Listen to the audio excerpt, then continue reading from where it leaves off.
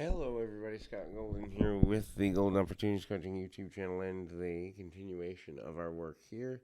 Welcome to those of you who are new. Welcome back to those of you seasoned veterans of what we do around here. We got almost 1,200 of these.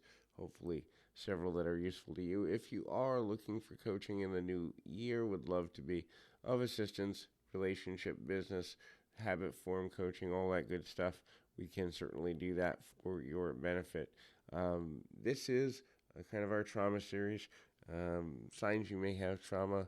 And so, if you're looking for coaching, though, please feel free to reach out at PO Perception on Twitter and or in the About Me section of this YouTube page. Either one will get you in touch with me or a member of my team, and we'll make that happen. So the first thing around trauma is the idea that you feel you will never win. So a lot of times people struggle with the idea that, things will never get better for me. Things are always going to be a struggle for me.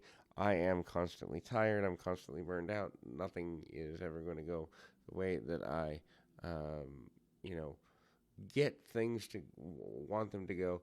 And then, so I don't have the concept to get the things in the way that I plan for them to go. So my plans always fall through. A person with trauma is afraid to plan. They're afraid to look ahead. They're afraid to, kind of hold things accountable or dream, so to speak. And so what happens is this individual has been through so much. They've been through so much disappointment, through so much frustration, through so much of a pain point that they stop believing that daring to dream, daring to give themselves permission to dream is an appropriate thing, a healthy thing, a thing that's safe for them to do. And so, looking for emotional safety, looking for a better way of viewing the world around them, they are constantly or almost constantly feeling like they've got to do something differently. So, the next thing is a trauma related victim is a person who ultimately is fearful of change. They can't plan for every change that's coming. They can't get to a place that of going into a healthy space consistently, because when they begin to look at life, the change freaks them out and or makes them feel like they're off base or out of balance.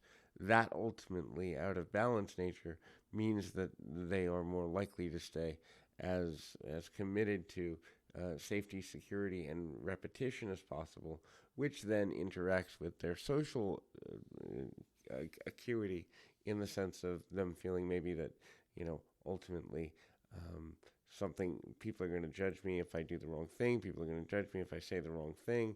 And so I don't really want to do or say anything out of balance. And so that means they come across as cautious and potentially, I wouldn't necessarily say ineffective entirely, but there is a little bit of lack of effectiveness, lack of approach to effectiveness, and that ultimately causes a great deal of emotional pain. So that continues to be a challenge going forward. The next thing there is kind of looking at things from another perspective. And trauma will make a person feel like they are always going to fail.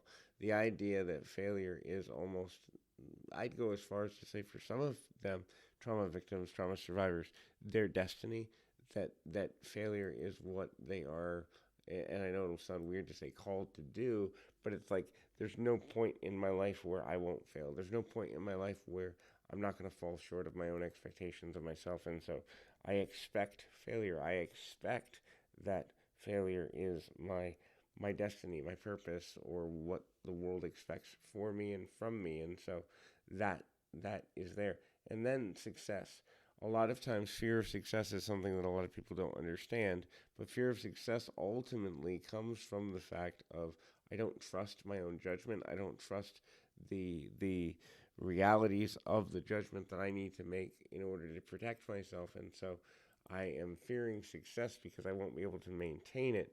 So even though I want to succeed, part of me doesn't want to succeed, and because I'd have to maintain it, and then I've got the imposter syndrome piece, and ultimately that is too painful in a lot of ways. So hopefully this is helpful. I encourage you, keep your feet on the ground, your mind in the moment. Once again, if you are dealing with trauma or know someone who is, reach out for the help you need so you can get to a healthy and smart place in your own life.